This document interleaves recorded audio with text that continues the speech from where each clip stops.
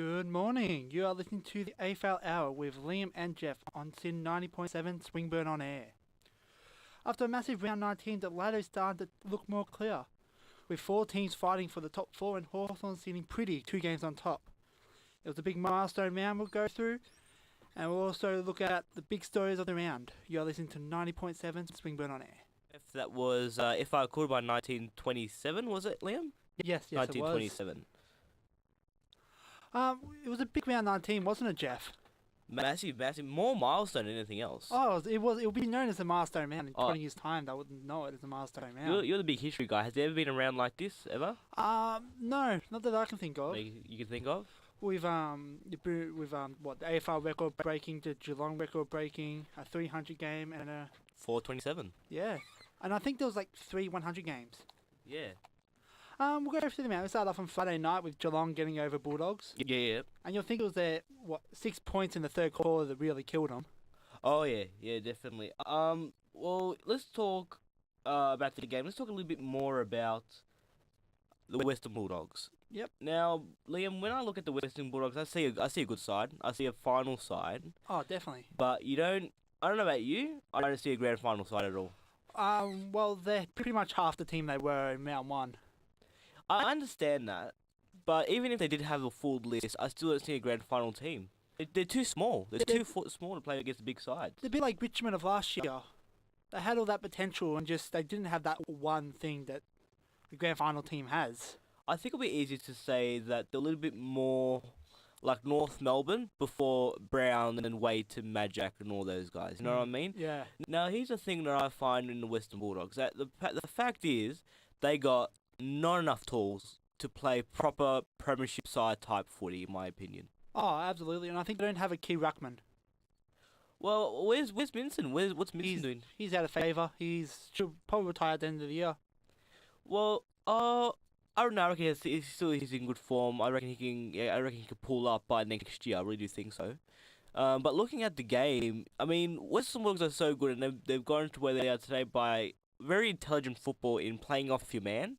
Because they've got a small side, but they've got a very fast side. Yeah, very fast-paced footy, especially. They pretty much play on at all costs. Oh, yeah. But the thing is, when they're playing against the Cats, the Cats are, I think, they have the potential of being a premiership side. Maybe not this year, maybe next year or in the future. Yeah, I've actually got Geelong down as the next year's premiers. Oh, yeah. They got such a talented side, smart recruiting, and you think they could win a grand final. But actually, my issue with Geelong, and I'll probably get to that a bit later, but I think they're... One thing they've never been a one-player side.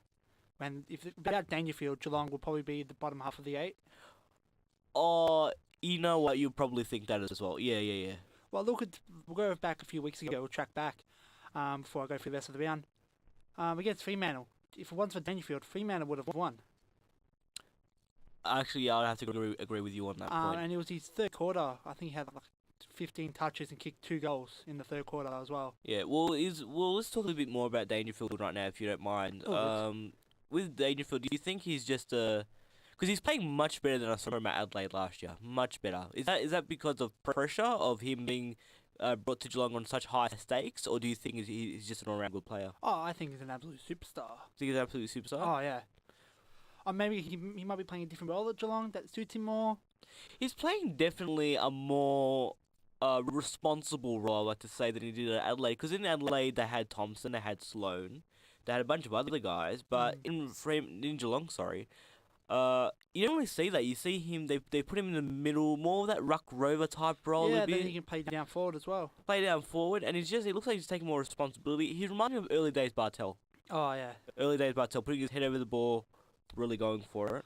Let's go through the rest of the round. On Saturday, we had the Giants demolish Richmond. Then down in Tassie, Hawthorn beat Carlton. Then West Coast 20-year winless drought against the MCG continued. North Melbourne got a win for Boomers against St Kilda. Really happy for that. Brisbane got smashed by Port Adelaide. And then on Sunday, Tom Lynch missed the goal after the siren for Melbourne to win by 2 points. Sydney, didn't let Pavlich have a good day in his 350th. And Adelaide destroyed Essendon. Yeah, that wasn't so good. But I reckon Tom Lynch has had a good season. Let's talk a little bit more about Tom Lynch before we go to the next song break. Tom Lynch has a good season, but you can't really just say he choked because that was a very difficult kick of Oh, ball. it was outside. I'm pretty sure it was outside 50. It was just on the 50, Yeah, on the boundary line. It it was. was. If he had an extra minute and he was able to probably just run around towards the 50 line, I would have totally backed him. Oh, He's a great definitely. kick. But at the end of the day, drop punt from that position, a very acute angle. And it looked good from the start. It looked good, and I was like, oh, that's going to be a good kick. Yeah. Because last year he kicked. Well, he said after the game he thought it was the winning goal Mhm. against West Coast. It was like a minute to go in the game, and he kicked the goal, and he took his time because he thought they were 5 points down. And Yeah. said they were 6, and they drew the game. I remember that. So Tom Lynch, if someone you want the ball in the hands of after the siren, it would be Tom Lynch. Oh yeah, he's a very good talent. Where is he on the Coleman? He's up there. Is it like 4th or 5th? I was about to get to that. We'll go to the Coleman Medal now. The top 3 both kicked 2 goals on the weekend. So you got Josh Kennedy from West Coast on 60, Lance Franklin on 59, and Tom Lynch on 57. It's gonna be a tight one. Oh, no, we could see the first ever Coleman Medal draw. Yeah, there's never been a Coleman. Well, it's a little bit unlikely, you'd have to say. I just want to take a look here. Who are the Gold Coast Suns playing? They've got the Giants on the weekend. The Giants on the weekend. Are they playing? And They're playing at Metricon. They're playing at Metricon. yeah, they're playing the Crow. Yep. So I mean, if I don't know, Lynch could have a really good. Well, I know the Giants have an amazing backline, but I reckon Lynch can really pull through. He can do a Oh, great he'll game. probably kick. He's going to be one of those fours that his team could lose by 100 points and he'll still kick 4 goals. Oh yeah. Now, before we go to the break, I want you to get your opinion on the Brownlow. It's gonna be a tight one this year. Do you have an opinion on that? Yes. Well, I agree with the Brownlow predictor I have here. I've got Dangerfield on 22 votes currently. Sloan and Parker are both on 21, and Martin on 20. Pretty much how I think the Brownlow Medal night would go. Yeah. And quickly before we go, Darcy Moore from Collingwood won the NAB Rising Star nomination this week after only Oh. having under 40% time on the field. Wow. So His first half set up the game. I can't wait for the next 3 or 4 years when we're gonna see guys like Darcy Moore and Parrish and Hogan, Hogan. Lynch, You- Cameron. Who's I keep forgetting his name. He's the bearded fellow from Melbourne. Oh, Max Gorn. Max Gawn. He's gonna be an All Australian Oh, ruckman. this year, definitely. This year definitely. All right, guys. This is AFL Hour with Liam and Jeff. We'll be right back. Listen to the AFL Hour with Liam and Jeff. And nothing says more about football than Tina Arena, Wasn't It Good? That was the last song that was played on 90.7 FM. Liam, over to you, I guess.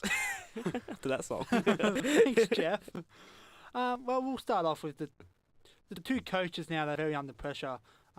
Damien Hardwick and Justin Lepage. Oh, without a shadow of a doubt. I personally believe one will be coaching next year, and that will be Hardwick. Mm. I don't see how Brisbane can keep Justin Lepage. Well, it's tough to say because I mean the Brisbane issue is solely on Brisbane, the management, in my opinion, solely on their fault because they had a terrific. I really thought that Michael Voss was a terrific coach because he was building that young side to be an top 8. They would have been top 8 this year, Liam. Well, actually, when they sacked Voss, they were a point away, 2 points away from actually playing finals. Yeah, Because you know how Essendon got the kicked old out the finals that year. the whole scandal or whatever. Yeah. Saga or whatever. Carlton bet Port by a point, which would have put them in, Yeah. and Brisbane lost to Geelong by a point. I mean, I was like, oh, Voss is gonna be the coach and they're gonna make top 8. Well, I like to say they got a little bit greedy when they said we're gonna sack Voss and hire Paul Roos, and it Yeah. backfired immensely. And they also stuffed up years ago when they did. They recruited Maguire, Clark, Vola. They went And for all then- the mature players, and that didn't really work out for They them. all fell through for reasons, for a number of reasons. But Lepage, it's tough to say will the Lions back him. He's under a lot of pressure, and you can see that through his press conferences. He's constantly snapping a little bit at the journalists, saying, "Well, if I'm not going to question your job, why should you question my job?" But Yeah. well, Lepage is up in the air. Would the Lions back him? Possibly not. I reckon there's like a 30% chance that he'll be here next year. Damien Hardwick, you would think they're going to sack him because he hasn't won a final. Well, he's brought him to finals 3 times, yeah. 3 times. However, he hasn't won a final, and also didn't make finals this year. There's been a pretty. I always say for some reason that Richmond not making finals is a bigger disappointment than Fremantle not making finals. I don't know why I feel that way in my heart. Yeah, Richmond were on track for top 4 pre-season. You Yeah. had them I think everyone had Richmond in their top 4. But I think it's because they're not on the bottom of the ladder, but they haven't performed as you would think they're going to perform. Oh, definitely not. No. Now, in my opinion, if Hardwick does stay until next year, it's going to be purely on his contract extension. Mm. That's what it's going to be. And the problem I find with the Tigers is that they are a team of individuals. Do you know what that means? Oh, yeah. They're not a team. They're not the Hawthorn. Hawthorn, when they play together, they are a solid unit. Yeah, Hawthorn's a team where they could lose Bradley Hill, and, the fact that Bradley Hill might not leave at the end of the year Yeah. doesn't affect Hawthorn to the fact that if Richmond lost, I'll say Sean Grigg. Yeah, exactly. They'll be missing that player where Sean Grigg plays, so midfield backline, that other thing. And I mean, tell me, apart from Jack Rewalt, who is a dominant forward in that team besides Basher Hooley and Martin? Who is a dominant midfielder in that team? They're a team of individuals, and they're always constantly relying on single plays to win them games. And we all know how that ends with Tony Lockett and Gary Ablett Senior. It doesn't work to put all your eggs in one basket. You need a team to win a grand final. Yep, and look at them now. Richmond loses more games without Deledio than they win. Exactly. Now, I don't know why. My thing is, I reckon Hardwick should start looking at all these players and say, if you don't pull up your game, you're going back to the VFL, and I'm going to give you someone, I'm going to put someone in your position that can actually play the game, and who actually could play the game. I think that too, and like they say, pretty much Tyrone Vickery won't be playing Richmond next year. That's pretty much a given. Yeah. Jack Revolt's carrying the forward line on his shoulders, and then we'll talk about. I can't remember who said this, but he opened up the newspaper after the game against GWS, and they looked at the best, and there was only one player in Richmond's best, and that was Alex Rance. Yeah, that's true. Is he still playing next year? Or is he... Well, there's been talk that he might walk out of Richmond. Yeah, well, what are you going to do? Well, Alex Rance, I think, above all, has had a pretty good season. Oh, best fullback in the AFL. And if you're sitting at home and you're a Richmond supporter and you're wondering to yourself, why do I open up the newspaper and always see that someone's always have this strong opinion on Jack Rewalt and his playing style? Well, the problem is because the spotlight's always on him. Who else in that team can kick like a bag of goals? Who they can kick 3 or 4 more goals than Jack Rewalt? That is true, but the thing with Jack Rewalt is that he's learned to be less selfish as a player. Well, he has to be now. He needs to. He can't drag that team forever. Well, he's a 2-time Coleman medalist, but I think his last 2 years, including this year as well, has been his best 2 seasons. Yeah, he's really matured as a player. Exactly, matured. Well, we're being taught by the best, I reckon. And that's what Richmond have. They have Deledio, who's a superstar defender / midfielder. They have Alex Rance, which is the best defender in the comp, no questions asked. Oh, he's very good.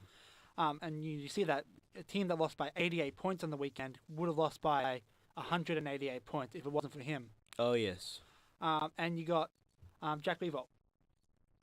Cotchins have been struggling as of late, ever since he's been given the captaincy. And he's been questioned on his captaincy position. And I agree. I think the captaincy should go on to Deledio, like I think we said last week. Yes. I think he was just a bit too young. They got very much on the Deledio hype, not Deledio, Cotchin's hype, when he almost won the Brownlow and could still have won the Brownlow in 2012. Yes. And I do think it's unfair on him, but maybe he should have been captain around this time next year, give him the chance to become a better player. Yeah, well, I mean, Newman, I think, was a great captain. Oh, Newman was a fantastic, very underrated captain. He was under the radar a lot because he was a defender and you don't really get that with. And he was very much the heart and soul of Richmond at one point. Yeah, what was it? He played like 12 years without a final at one point. Yeah. And we'll talk about, this is not sad news, this is what happened. Just recently, Andrew Walker announced his retirement at the end of the game against St Kilda this week. That's a shame. I was at the Essendon Carlson game when he took that mark against Carlisle. Which he got very much screwed of mark of the year. Everyone thinks that. Because who won? It was Andrew or... it was Nathan Cracker. Nathan Cracker. From Collingwood that took it, yeah. Yeah, I remember that. It was a once in a lifetime type of mark. Because he hang there for ages. Well, it might be if you put his hands up in the air instead of taking a chest mark, we've got it hands down. But yeah, Walker played. He was a pick number 2 in the 2003 draft. He 202 games. Yes. And he's kicked 139 goals. And he was a bit of a defender forward. He played all around the ground. He never reached his full potential through the injuries he had. Yeah, I think so too. I think, in my opinion, if he was traded as a forward, he would have been a much better forward than he was a defender. But with the question I'm wondering, there's four games left. Why would he retire at the end of this week and just not play out the rest of the season? Well, I don't know. I don't know his circumstances. Maybe he's probably sore in some places, or maybe he's just tired. Maybe he thinks, well, we're not going to make finals. What's the use of playing all these games? Yeah, I do agree. But I just think some players, especially if you're not making the 8. Yes. The players with little niggles and that, they rest for the rest of the season. Unless you're going to play finals, and if you do have a sore shoulder, they'll be like, hey, we'll pretend you don't have a sore shoulder and we can continue playing now. Yeah. So it's interesting to see. I think it's sad. It is quite sad. He was a terrific player for Carlton. He always really showed up and really played for his club. The Blues are going to miss him, but I guess that's going to be a position that's going to be filled with some young kid who might be the next big thing, which they're going to be in one day, Carlton. If with smart recruiting, they're going to get there. Definitely, yeah. Just before I go to the song, I'm just going to get something off my chest. Being from Victoria here, we're quite biased, especially towards other states, and it wasn't shown as badly, especially during milestone round and the disrespect towards Matthew Pavlich. With first we saw on 2 talk shows already. The host asked him disrespectful questions. More was like, "Oh, why are you playing? Are you sad? It's sad to see you play." Yeah. Which is very unfair considering he has been one of Freo's best this year. And then he's a Freo legend. On the footy show, they brought Bruma, they brought Enright and Bartel on, and they gave Pavlich a 60-second. Oh, he was a good player. There you go. Well, they could have done it. Well, I don't know about the footy show because the footy show is a packed show. So, I mean, they could have done it by satellite, but it's all depending on the run sheet with that one. And then the second worst thing would have to be Freo's performance on the weekend. Yeah, that was pretty sad to see. And then the last but not least, and apparently they have apologised about the broadcast for the show. They cut off before you could see him getting cheered off the field. I mean, I saw everyone cheer off the field apart from Pavlich. So, you know what? Like, what was after the show for them to stop that? Well, some places showed Seinfeld. Well, yeah, you can catch it on the internet anytime. I just thought that was the utmost, and people on Twitter, they kind of agreed. It was the utmost disrespect. Considering he's playing his final game in the same time slot. Yes. So round 23 in the same time slot. And if they cut it off before he does his final lap and gets cheered off the field... Well, they won't do that. I really don't think they will do that after the milestone Fremantle game. The longest Fremantle player in history since 95. I think it's 15th of all time now. 15th of all time. He's a great player. After the song, we'll go through 300 games. Yeah, you're listening to the AFL Hour on Sid 90.7. That was Rick Price with Heaven Knows. You're listening to the AFL Hour with Liam and Jeff. Hey, Jeff.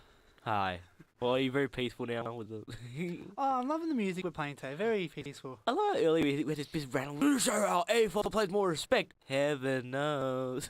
Go on. It's your time. After this week, you think about the 300 game mark. Yeah. And I don't know for you, but for me, I feel like it's happening more and more now. Players are reaching the 300 game. Oh yeah, we had a couple this season with a lot of different guys. Yeah.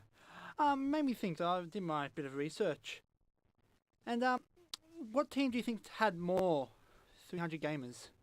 What team has had more? Yeah. I want to go with the Hawks. Have had a lot of veterans over the year. I'm going to go with the Hawks. Yes, they've had 7. Oh wow, I got it right. And believe it or not, Collingwood and Melbourne. So 2 teams that have had dominant eras of a lot of grand finals in a row. Collingwood's had 2 and Melbourne's only had the 1. Only had 1 300 gamer. Yeah, David Neitz, he played 306. Oh, I think I was at. Oh no, I was at that game. I was only 300th. I remember that. Yeah, I think his retirement match as well. And it made me think, especially in total, there's been 25 players who's played 300 games with other clubs as well. Yeah. And I think we should go through next year. Some players who might play the 300 games next year for other clubs.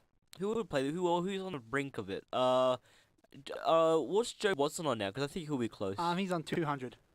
200, really? Yeah. Well, he's been playing for ages. Well, I got here and I've even made it more special. I've just looked at the list of players who are the closest, and Robert Murphy from the Bulldogs, if he didn't get injured this year, he's on 295. How bad is his injury? Because he might just come back late next year. He's coming back. He's started to run now. Okay, so he'll be back by next year. So he'll play on. So he'll play 300. And currently you got Luke Hodge and J.R. McVeigh, both on 280. So around next year they should play the 300th game. Yeah, and Sam Mitchell played his 300th game this year, did he? Last 2 weeks ago. 2 rounds ago, yeah. But looking at it, play 300 games. It's a lot of seasons. It is. It's a lot of grueling seasons. Well, it's getting to be more common now. What we had 2 or 3 300 games this round. So let's just go below 400. Below 400, above 300. I think the way I remember this year, Peter Burgoyne played his 300th. Yeah. He played for Port and Hawthorn. Sam Mitchell, Scott Thompson, who played for Melbourne and Adelaide. Yeah. And Jimmy Bartel. A lot of 300s. Well, it is a more common thing now, isn't it? Than it was around 20 years ago. No one played 300 games 20 years ago. Yeah. Like Lee Matthews did and Michael Stark did, but that was about it.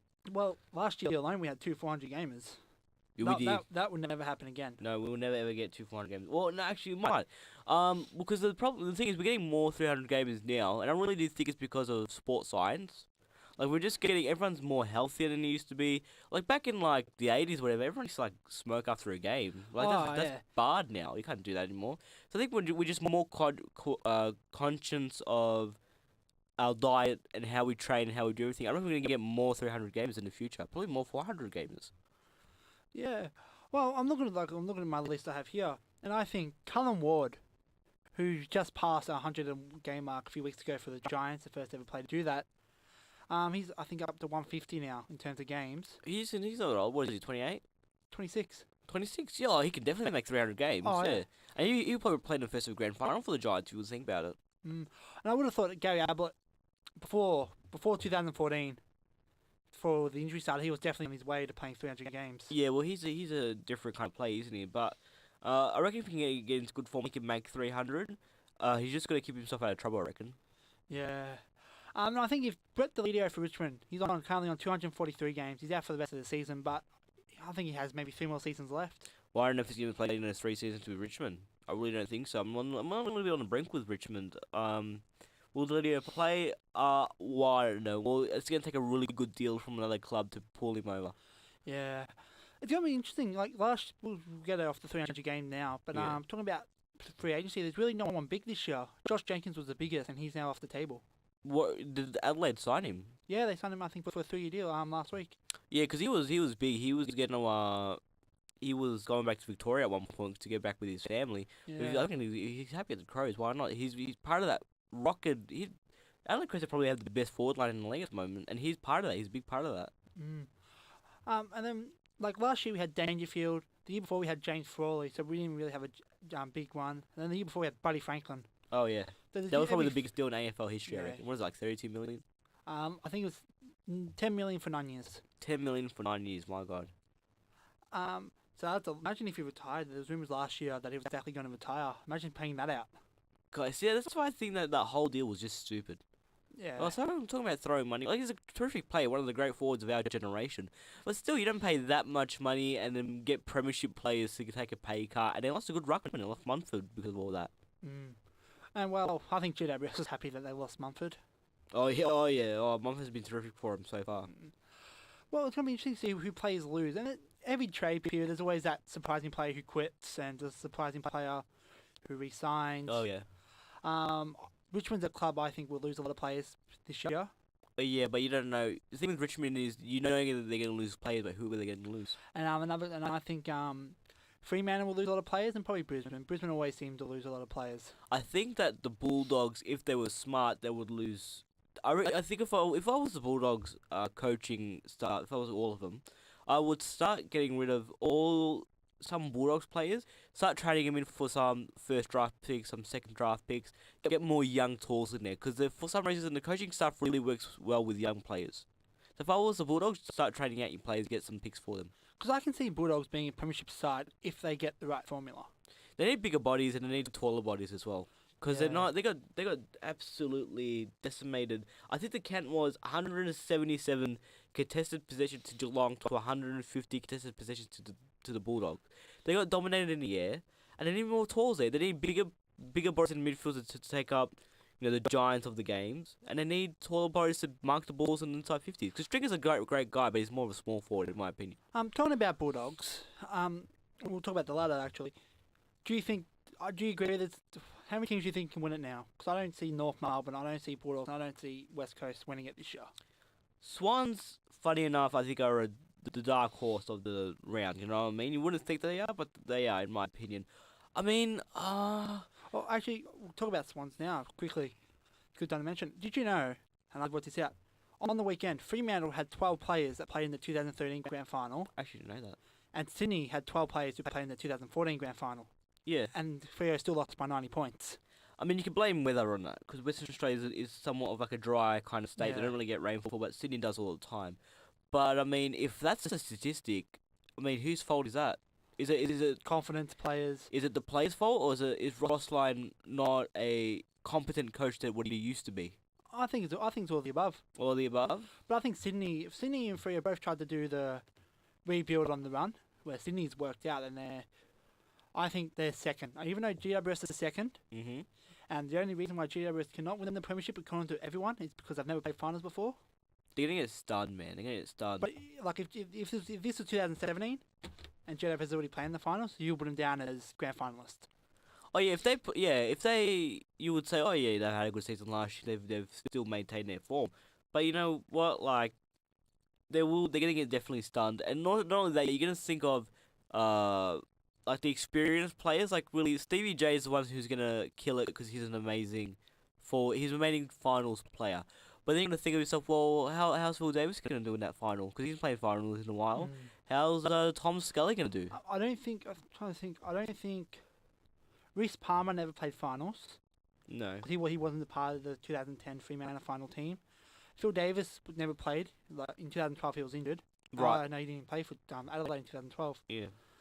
Callum Ward did. I know Callum Ward played finals. He played some prelims. I think Joel Patford played in Brisbane's 2009 final series.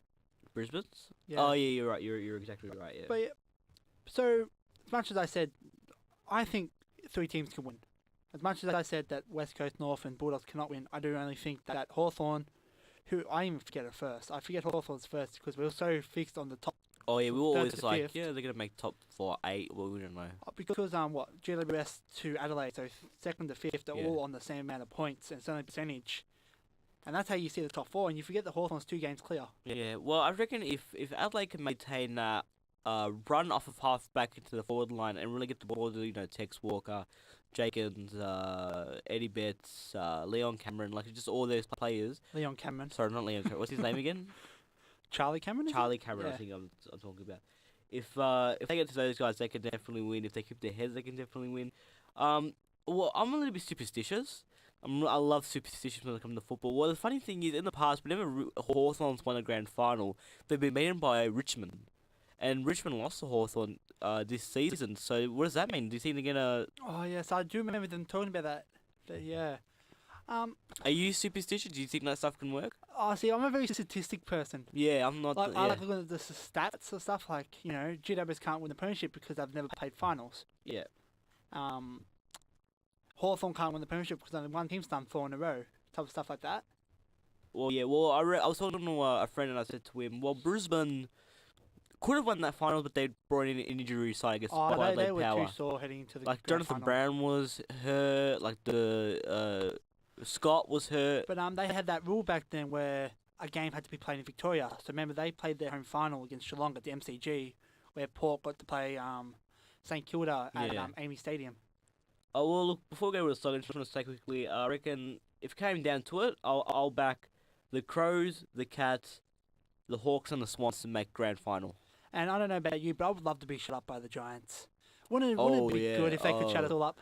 Boy, But that would be a Cinderella story. Oh, and they play their first final and they blow it out the park. Because if they get a home final, and they blow it out the park, and then they make the grand final, and they just win, wouldn't that be a good story for everyone? Well, if the latest stays how it is right now, they're gonna play the Swans. So and they they won't. said that would be at ANZ, and I don't think No, Sydney. I don't think the AFL renewed their contract with ANZ Stadium. No, the contract's still this year, but Sydney opt out of their games. ANZ Stadium is just terrible. Okay, guys, we listen to AFL Hour on Sin 90.7 with Liam and Jeff. This is the AFL Hour on Sin 90.7 with Liam and Jeff. What a big round. We're talking about big rounds. I think this one, especially for, as we were saying before, all the teams on from second to fifth, every round from here on ends a big round for them. Oh yeah, because I've never actually. Let's just talk about top 8 by itself. I don't think there's been a closer top 8 than we have now. It's going to come down to percentage in the end.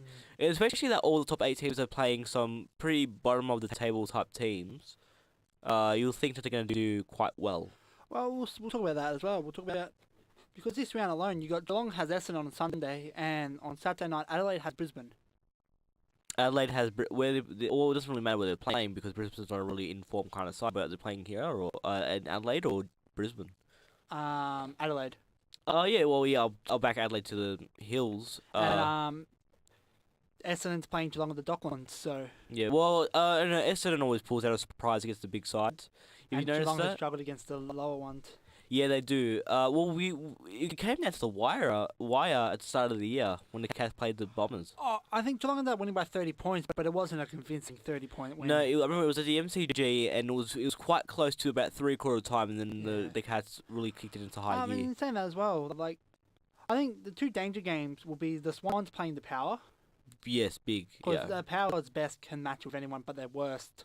it's all about mental. And then the Giants are playing the informed Suns. The Suns are very much in form, They and got they've there got to late. spring in their step. They got there late, but I think the Giants would really rev up for that game. Oh, I think I've got the Giants to win, but Yeah. I mean, we're going to talk about a big game as well. On Friday night, you got the Tigers take on Collingwood. Tigers take on Collingwood. Well, that's going to be interesting because the Magpies, the pressure with the Magpies against the Eagles was amazing pressure in the midfield. The Eagles could not kick the ball. It's interesting to see, is this going to be a game when the Tigers are going to look into the mirror and they're going to say to themselves, well, can we beat them? Or is this going to be a game when the Magpies run out and they're going to say, we're going to beat you? You know what I mean? I think Magpies will close out the season strongly. Yeah, well, I think that as well. I'm gonna tip the Pies for that game. Yeah. I can't see the Tigers really getting together at this point in the I don't season. see Tigers finishing the season strongly. Yeah. And also, we'll talk about, I think this is the battle for 8th spot here. On Saturday night, the Doggies take on North Melbourne. I think the loser will finish 8th, and the winner will probably finish 7th. Yeah. Well, North found some form with some great young players. And the Doggies have lost, Liberatore is now out. Yeah. They've lost Mitch Wallace last week. Yeah. Murphy's out. Suckling's out. Redpath's out, who's had a phenomenal season. Yeah. I'm gonna tip Kangaroos for that one. And then we'll talk about Andrew Walker's final games on Sunday with Carlton play St Kilda. Yeah, I reckon Carlton win that game. I know everyone's gonna tip the Saints because they're a great team. I'm not gonna argue with you on that one, but I got this feeling that if the Blues come to play, if they come with pressure in the midfield, which we all know they can do in the midfield, you're gonna think they're gonna win the game. And I think this one's interesting. Melbourne versus Hawthorn, because as a team that's first, if you look at the ladder and you see Hawthorn, if they've only lost 3 games, you think, what a super season. But we've watched Hawthorn this year, and they have been getting over the line barely. Yeah. Pretty much most of their games, they've barely got over the line. But I'm still gonna go with the Hawks. Oh, safe tip. Always tip Hawthorn. Because always tip Hawthorn. the small guys, like your Riolis and your Pawopolos, they're gonna come to play, and they usually play good against a young side like Melbourne. I think it's interesting. I like the theory I heard the other day. Can Hawthorn win a premiership without a dominant tall forward? Everyone's saying that. That's the biggest argument of this week because obviously Franklin split a couple And years Ruffhead's ago. out. Ruffhead's out unfortunately. for his unfortunate illness. Gunston, where is he at? I haven't seen him a lot. He's doing what he does, kicking goals. I think he's the size of, he's 191, so they're tall. Yeah. But I don't know. In September, Well, we know he can jump and take a mark because if he couldn't do that, he would have never kicked 4 goals in the previous grand final. he's a phenomenal grand final player, isn't he? He is. He's a terrific one. He steps up when he needs to step up, and that's what you want from your forwards. But I don't know. I just think out of all the teams in the top 8, Hawthorn, for a team that's first, they're convincing because they're Hawthorn, but most of their games have been under 10 points. Yeah, but they're always fun. They love those games, but they love those tight games because that's when they can perform and that's when the crowd gets on their feet. Well, look at their 3 losses this year. I think the closest loss they had was Sydney at the MCG when they lost by, I think, 15. Yeah. But they lost to Geelong by 30 and lost to GWS by 75, I think. Yeah. So, If it's a close game, I'll back Hawthorn to win. they love their finals, but I'm still backing Hawthorn to make finals and make top 4 finals. They'll finish top of the ladder. I can't see them losing 2 games in a row at this end of the season.